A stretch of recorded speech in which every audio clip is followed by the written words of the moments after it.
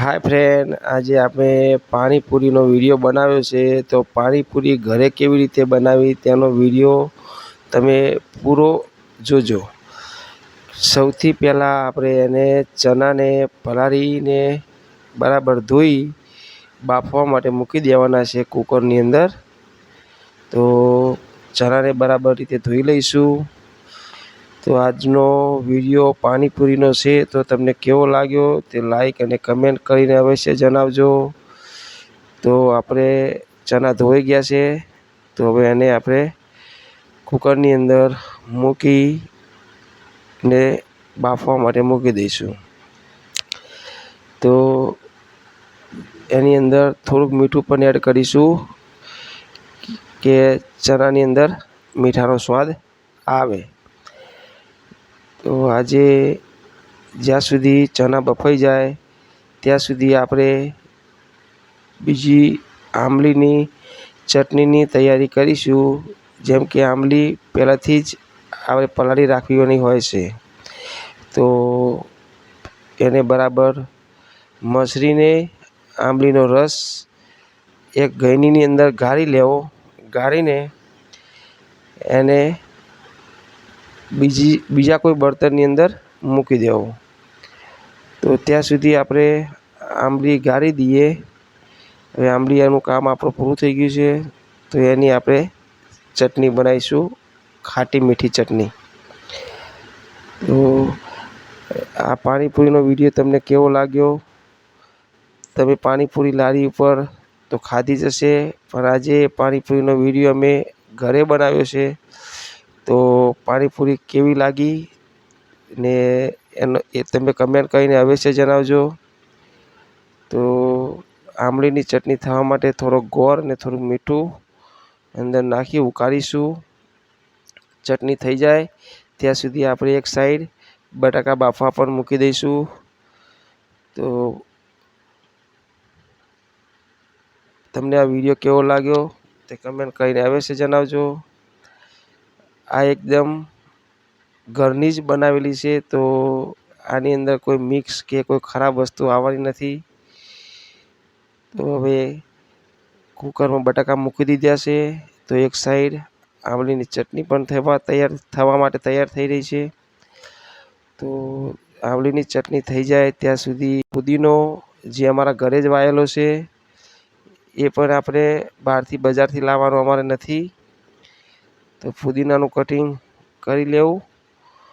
પુદીનાનો ઉપાડી લેવાનો નથી, એને કટિંગ કરવાનો છે કે જેથી કરીને બીજો પુદીનો ફૂટી જાય. તમે આખો ઉપાડી લેશો તો એ છોડ બાતલ જશે. તો પુદીનાનું કટિંગ કરવાનું ચાલુ છે. તો જરૂરિયાત હોય એટલો પુદીનો લઈ લેવો. હવે આપણે લીલા મરચાં લઈશું. તો લીલા મરચાં પણ અમારા ઘરે જ છે. તો એ મરચાં તોડી એને પણ આપણે પેસ્ટ બનાવવા માટે જરૂર પડશે. કે પુદીનાનું, મરચું, ધાણા આ બધી વસ્તુ એડ કરીને આપણે એનું પાણી બનાવીશું.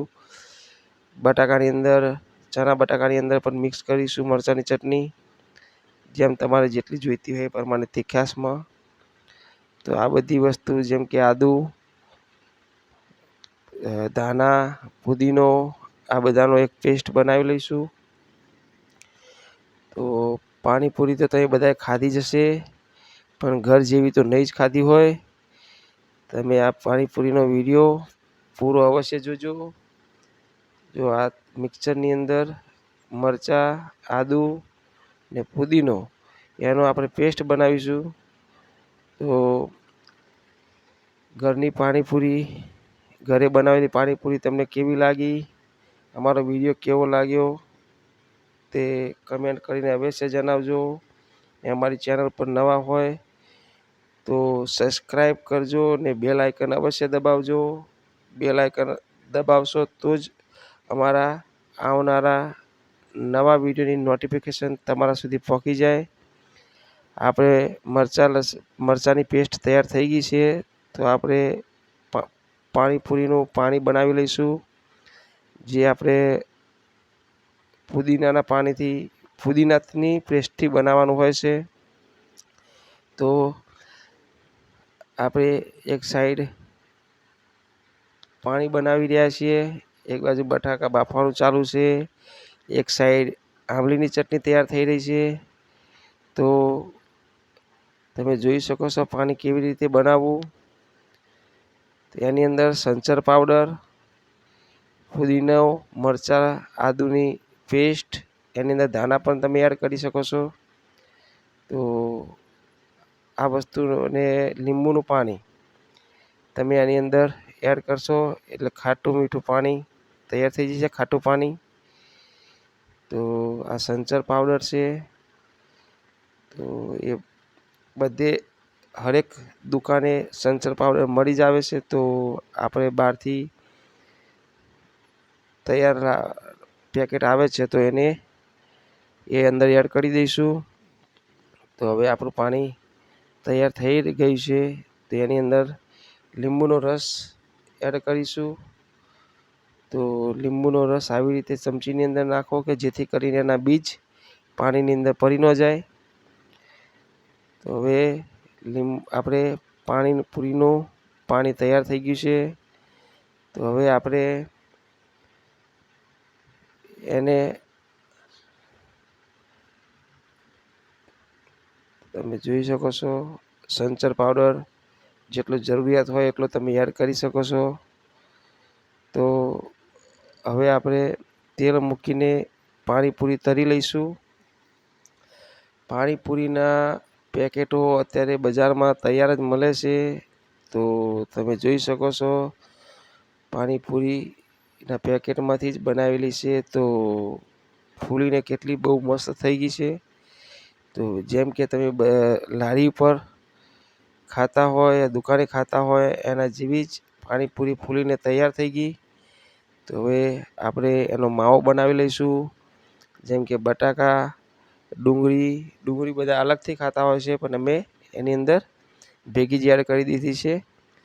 તો ઉપરથી ચણા, આ બધી વસ્તુ અંદર એડ કરી અને મિક્સ કરીશું. તો તમે જોઈ શકો ધાણા છે, અને એની અંદર સંચર પણ નાખવામાં આવશે, જેમ કે આપણે કાળું મીઠું પણ કહેતા હોઈએ છીએ. તો આ બધી વસ્તુ એડ કરીને એનો માવો આપણે બનાવી લઈશું. આ સંચર નાખી દીધું છે અંદર. તો સંચરથી સ્વાદ આવશે. એની અંદર આપણે ઘરનું મીઠું નાખશો તો એનો સ્વાદ બગડી જશે. તમે આ પાણીપુરીનો વિડીયો તમને કેવો લાગ્યો તે તમે કમેન્ટ કરીને અવશ્ય જણાવજો. અમારી ચેનલ પર નવા હોય તો સબસ્ક્રાઈબ કરજો અને બેલ આઇકન અવશ્ય દબાવજો, જેથી કરીને આવનારા નવા વિડીયોની નોટિફિકેશન તમારા સુધી પહોંચી જાય. તો આપણે પાણીપુરીનો માવો તૈયાર થઈ ગયો છે.